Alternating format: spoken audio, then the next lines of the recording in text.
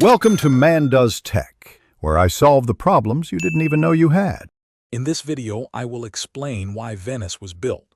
Early inhabitants of the Venetian lagoon sought refuge from various invasions, particularly from Germanic tribes and Huns. The marshy, difficult-to-access islands offered a natural defense, making it challenging for land-based armies to reach them. This strategic advantage was crucial for survival and establishing a secure community in a turbulent era. Over time, these scattered settlements evolved into a powerful maritime republic. Venice's strategic location at the crossroads of trade routes between Europe and the Byzantine Empire fostered immense wealth and influence.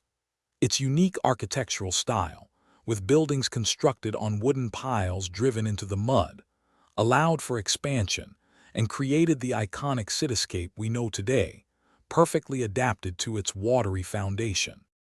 Building Venice was an extraordinary feat of engineering. Millions of wooden piles, primarily made from alder, were driven deep into the clay and sand beneath the lagoon to support the city's structures. The intricate network of canals became the main arteries for transportation, replacing roads. This innovative approach allowed a major city to flourish in an environment that seemed impossible for large-scale construction.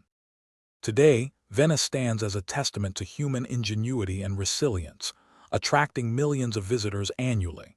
It continues to be a vibrant city, though it faces modern challenges such as rising sea levels and the impact of mass tourism.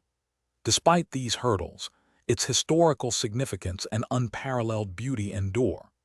Before you go, remember to check the description for a link to these fantastic leak-proof containers and other great deals. Thanks for watching. If you found this helpful, don't forget to like and subscribe.